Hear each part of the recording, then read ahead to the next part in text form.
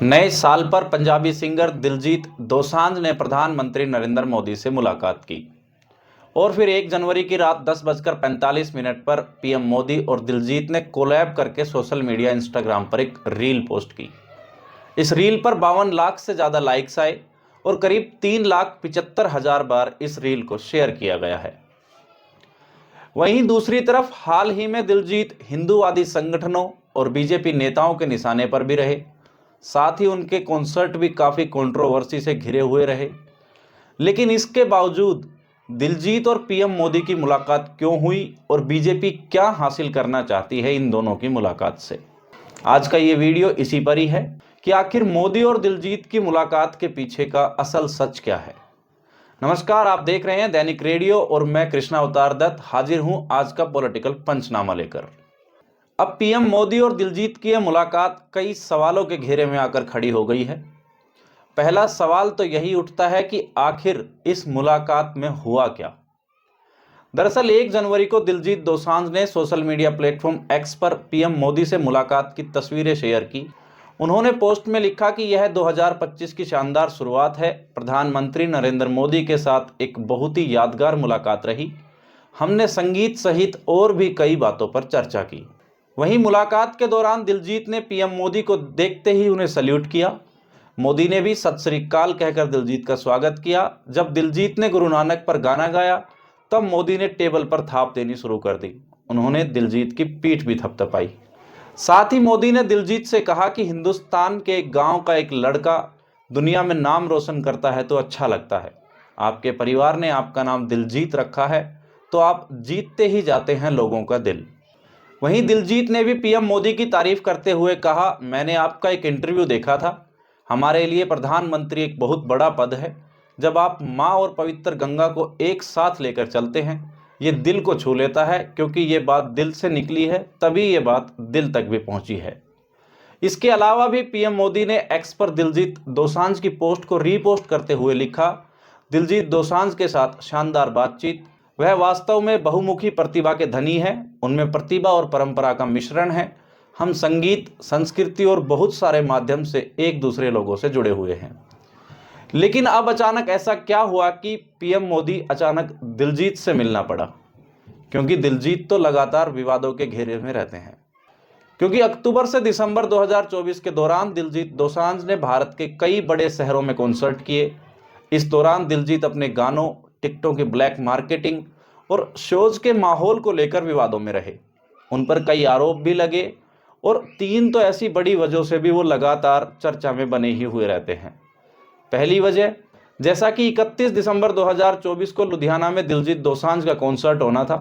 चंडीगढ़ के assistant professor पंडित राव धरेनवर ने उनके खिलाफ शिकायत की।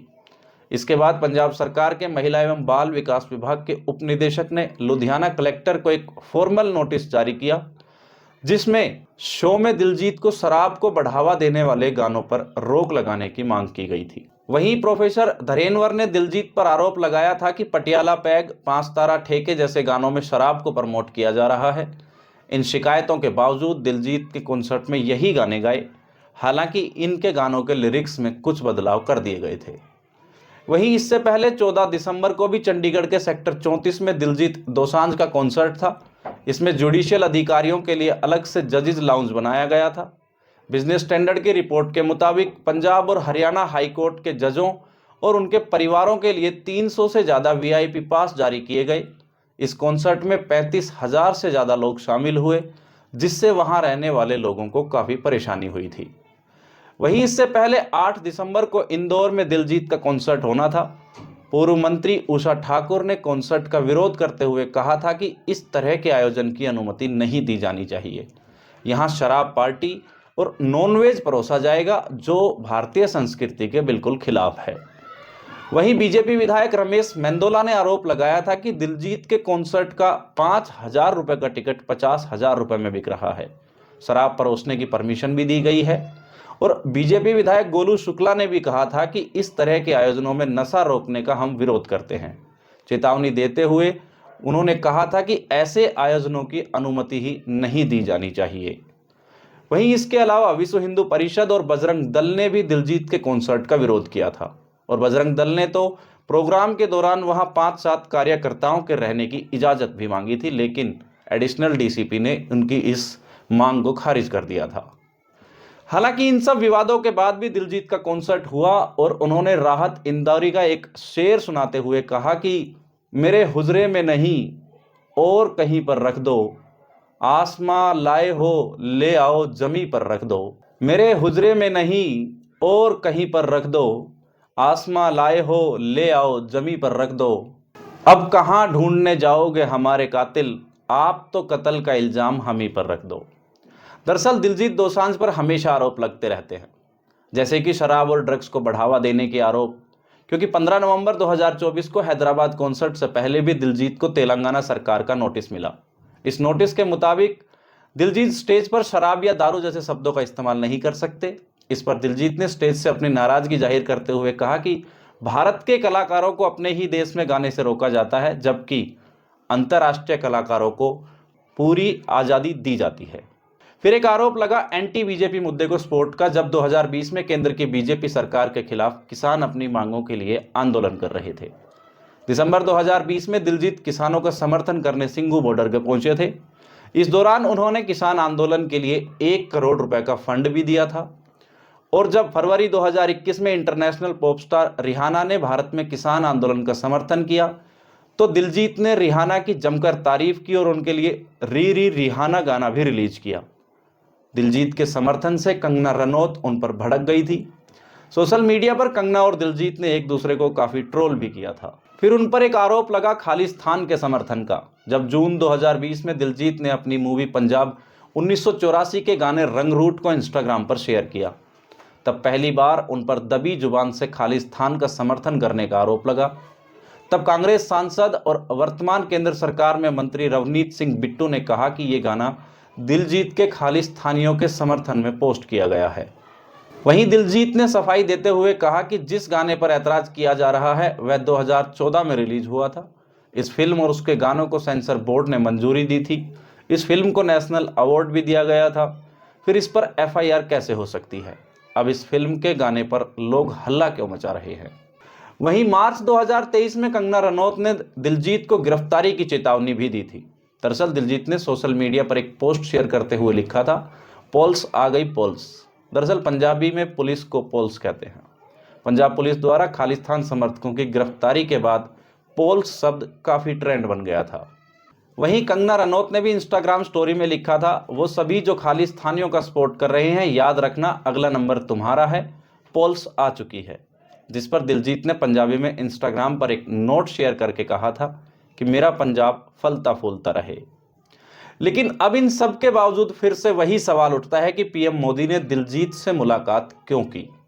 दरअसल पीएम मोदी ने इस मुलाकात से ये मैसेज दिया है कि वे आलोचना करने वालों से भी मुलाकात करते हैं, क्योंकि दिलजीत दोसांझ युवाओं के बीच बहुत पॉपुलर है और दिलजीत के जरिए बीजेपी युवाओं, सिखों और किसानों के दिलों में जगह बनाना चाहती है। हालांकि अगले ही दिन 2 जनवरी को किसान नेता सरवण सिंह पंढेर ने दिलजीत की पीएम मोदी से मुलाकात पर नाराजगी जताई थी। उन्होंने कहा कि किसान इस मुलाकात से खुश नहीं है। दिलजीत को पीएम मोदी से मिलने की बजाय किसानों का समर्थन करने के लिए जाना चाहिए था। दिलजीत को 38 दिनों से अनिश्चितकालीन अनशन पर चल रहे किसान नेता जगजीत सिंह डल्लेवाल से मुलाकात करनी चाहिए थी, ना कि पीएम मोदी से। तो क्या बीजेपी दिलजीत के जरिए कुछ और करने की कोशिश कर रही है, या कुछ और योजना ऐसी है जो बीजेपी चाहती है कि दिलजीत के जरिए पूरी हो? जैसा कि कनाडा की सिख कम्युनिटी और बीजेपी के बीच अनबन जग जाहिर है। कनाडा में अलगाववादियों ने कई बार बीजेपी सरकार का विरोध किया है। ऐसे में पीएम मोदी और दिलजीत की मुलाकात से कनाडाई सिखों के साथ रिश्ते सुधरने की उम्मीद है। दरअसल कनाडा में एंटी बीजेपी, एंटी मोदी और यहाँ तक कि एंटी इंडिया सेंटीमेंट वाले लोग बढ़ते जा रहे हैं। इससे भारत और बीजेपी सरकार की दुनिया भर में बुरी छवि बन सकती है। लेकिन दिलजीत कनाडाई सिखों के चहेते सिंगर हैं। वे अक्सर कनाडा में कॉन्सर्ट करने आते जाते रहते हैं। हाल ही में अप्रैल से लेकर जुलाई के बीच में भी दिलजीत ने कनाडा में कई कॉन्सर्ट किए थे। यहाँ तक कि 13 जुलाई को टोरंटो के कॉन्सर्ट में कनाडाई पीएम जस्टिन ट्रूडो भी पहुंचे थे। ट्रूडो ने एक्स पर लिखा था कि रोजर्स सेंटर में दिलजीत को उनके शो के लिए बधाई। कनाडा एक महान देश है जहां पंजाब का एक लड़का इतिहास बना सकता है और स्टेडियम की सारी टिकटें बेच सकता है। तो अब क्या इस मुलाकात से दिल्ली और पंजाब में बीजेपी को कोई फायदा मिलने वाला है? देखिए, दिलजीत दोसांझ सिख सरदार है और पंजाबी कम्युनिटी से ताल्लुक रखते हैं। पंजाब, हरियाणा, दिल्ली, हिमाचल प्रदेश समेत पूरे भारत में उनके फैंस और फॉलोअर्स हैं। वहीं पीएम मोदी और दिलजीत दोसांझ की यह मुलाकात सिंबॉलिक है।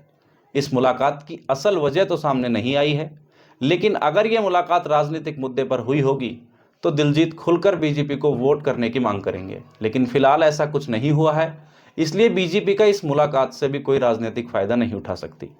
हालांकि वह सिखों के लिए एक सॉफ्ट कॉर्नर जरूर बना सकती है।